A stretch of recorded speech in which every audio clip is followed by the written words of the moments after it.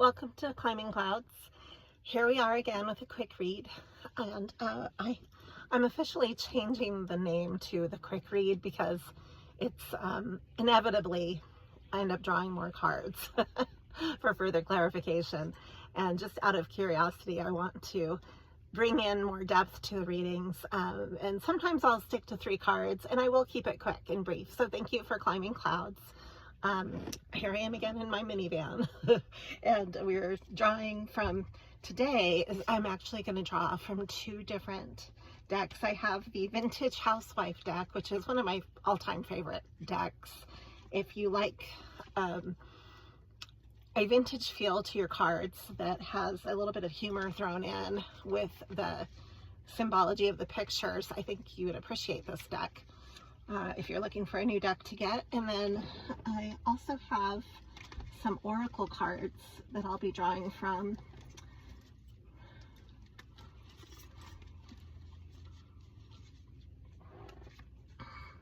I'm actually going to start off the reading with the oracle cards, and I will post the name of it in the description box because off the top of my head I'm already channeling and I just want to get into the message. So this first one is messengers. You might be having messages coming through your dreams when you're in the dream state in the morning, especially coming from your deep sleep through your dream state to the awake state. A lot of times the subconscious will bring up messages to you. Maybe jot them down when you wake up, or try to remember them through the day and see if they connect you to anything that as a guide, you know. So your spiritual guides are speaking to you, and this could be through friends, this could be through music, through messages that you hear from people just in your everyday life, but kind of look beneath the surface. There's messages that are important for you to connect with right now, and that's what's coming through. We also have here kindred spirits, which goes back to that tribal feeling with people in your life who are supportive and helping you, and connecting with them about maybe the deeper reasons why you are connecting, and maybe paying homage to this is important, because the more that you appreciate or have gratitude for anything, the more that it flows and increases in that knowledge, that you know, it increases that cycle in your life, so that the more supportive you are and the more support your gratitude is coming through, the more support that you're gracious for, you'll have more support. I hope I'm saying this articulately. I'm not a morning person, and I'm up early today giving you this reading, so bear with me here. But what I'm trying to say is you're in this cycle of pulling in more for yourself through your life, and there's important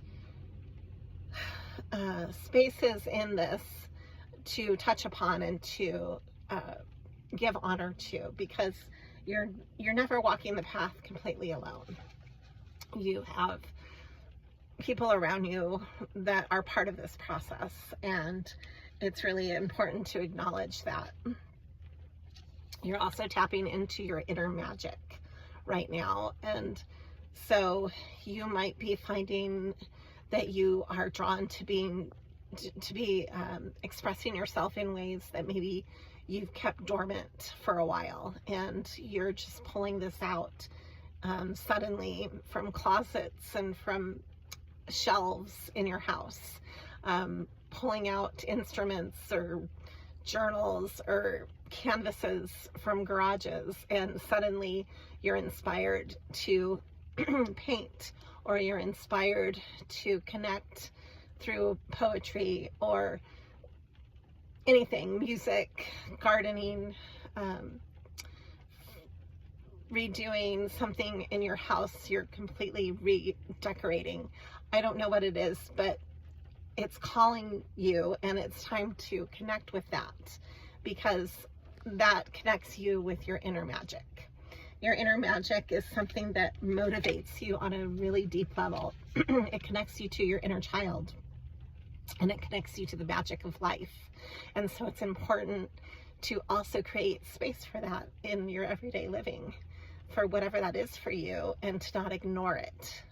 So having the ability to feel gracious for that as well will increase that flow in your life, and that space will increase the more that you pay attention to it. Then it'll grow for you. So let's draw some oracle cards. I'm sorry, we just did the oracle cards. Let's draw from the tarot, the Vintage Housewife. I've got 3 right here. I just grabbed them. So the first one is the 6 of Cups.